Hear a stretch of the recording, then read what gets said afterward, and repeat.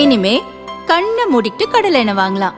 ஏன்னா மந்த்ரா கடலை எண்ணெய் இதயத்தின் தயாரிப்பு. வறுக்க பொரிக்க ஏன் எல்லா சமையலுக்கும் மந்த்ரா தான். மந்த்ரா கடலை எண்ணெய், அபார ருசி, ஆரோக்கியமான உடல் நலம். யூபிஎஸ்சி தேர்வு முடிவுகள் இன்று வெளியாகி இருக்கிறது. அதில் அகில இந்திய அளவில் 2ஆம் இடம் பிடித்த ராஜேஸ்வரி நம்மிடம் இருக்கிறார். மதுரையைச் சேர்ந்த ராஜேஸ்வரி நம்மிடம் இருக்கிறார். அவரிடம் சில கேள்விகளை கேட்கலாம். மேடம், முதல்ல வாழ்த்துக்கள்.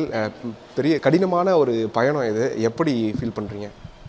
ரொம்ப சந்தோஷமாக இருக்குது. ரொம்ப லாங் ஜேர்னி தான், 7 years ஆஃப் ஜேர்னி இது. ஸோ ரொம்ப ஹாப்பியாக இருக்குது. இல்லை, செகண்ட் பிளேஸ் ஆல் ஓவர் இந்தியாவில் எப்படி சாத்தியமானது? எவ்வளோ கஷ்டப்பட்டீங்க இதுக்காக?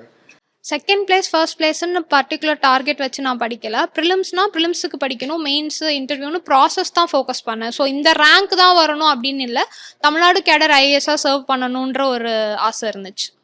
ஃபேமிலி எப்படி, அப்பா எவ்வளோ சப்போர்ட் பண்ணாங்க எனக்கு? அவங்க இது இவங்களோட ஆரம்ப கட்டத்துலேருந்தே இது ஒரு குறிக்கோளாக இருந்ததா இந்த யூபிஎஸ்சி எக்ஸாம்ஸ்? யூபிஎஸ்சி எக்ஸாம்ஸுன்ற விதையே அவங்க போட்டது தான். ஸோ பேரண்ட் சப்போர்ட் ரொம்ப ரொம்ப ரொம்ப ஃபர்ஸ்ட் டே ஆஃப் ப்ரிப்பரேஷன்லேருந்து 7 yearsஆ இப்போ வரைக்குமே அவங்களோட சப்போர்ட் ரொம்ப இது. எனக்கு செல்ஃப் டவுட் வந்தப்போ கூட அவங்க தான் வந்து எனக்கு ரொம்ப சப்போர்ட்டிவாக இருந்திருக்காங்க. ஸோ அவங்களோட ரோல் தான் மெஜாரிட்டி இங்கே ப்ளே. ஃபேமிலியை பற்றி சொல்லுங்க. எந்த மாவட்டம்? நான் மதுரை மாவட்டம். அப்பா வந்து முருகதாஸ் பிஸ்னஸ் பண்ணுறாங்க. அம்மா வந்து அசோசியேட் ப்ரொஃபஸராக இருக்காங்க, நாகராணி. தம்பி வந்து குமாரசெல்வன், அவங்க எம்பிபிஎஸ் பர்சியூ பண்ணிட்டு இருக்காங்க. உங்களுக்கு வந்து படிக்கும் போதே உங்களுக்கு ஒரு கசப்பான இதுதான் வந்திருக்கும். அதெல்லாம் தாண்டி இந்த எக்ஸாம்ஸ் கிளியர் பண்ணதெல்லாம் எப்படி?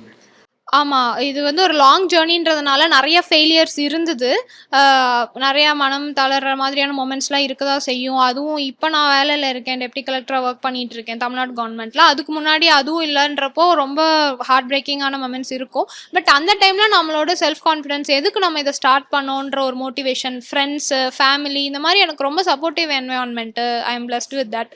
ஸோ அவங்க எல்லாரும் சேர்ந்து புஷ் பண்ணது தான். ஒரு செல்ஃப் கான்ஃபிடன்ஸ், நம்மளால முடியும், நம்ம கண்டிப்பாக இதை பண்ணியே ஆகணும் அப்படின்ற ஒரு உந்துதல் வந்து இருந்துட்டே இருந்தது. உங்க கூட பயணிச்சவங்க, அவங்க ஃபேமிலி, உங்க நண்பர்கள் நிறைய பேர் இருப்பாங்க. அவங்களுக்கு என்ன சொல்லுவாங்க? ஒரு பெரிய கண்டிப்பா அவங்க இல்லாம இது சாத்தியம் இல்லைன்னு சொல்ல மாட்டேன். அவங்களாலதான் இது சாத்தியம்னு தான் சொல்லுவேன். என்னோட பேரண்ட்ஸா இருக்கட்டும், என்னோட ஃபேமிலி, என்னோட நண்பர்கள் எல்லாருமே. So I dedicate this to every one who supported me. பெரிய தேங்க்யூ தான். இப்போ உங்களை மாதிரி இப்போ படிச்சுட்டு வந்துட்டு இருக்கவங்களுக்கு, மாணவர்களுக்கு என்ன சொல்லுவீங்க?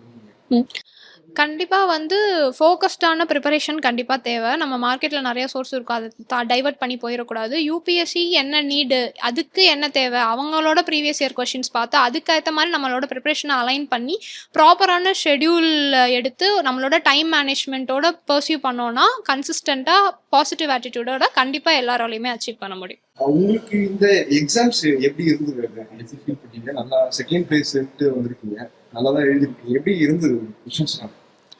எனக்கு வந்து கொஷின்ஸ் ஆப்வியஸாக சிலது தெரியும், சிலது தெரியாது, அப்படி தான் இருந்தது.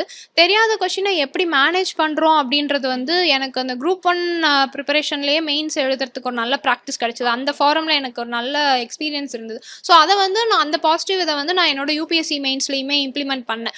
தெரிஞ்ச கொஷின் எல்லாரும் எழுதுறதை தாண்டி தெரியாத கொஷினை நம்ம எப்படி அப்ரோச் பண்ணணும் அப்படின்றது, என்ன கேட்டிருக்காங்கன்றது, டிமாண்ட் ஆஃப் தி கொஷினை அட்ரஸ் பண்ணி பண்ணால் நல்லாயிருக்கும். எப்போ ஸ்டார்ட் ஆச்சு இந்த பயணம்? இப்போ காலேஜ் எப்போ முடிஞ்சது? எப்பத்துல இருந்து படிக்க ஆரம்பிச்சு?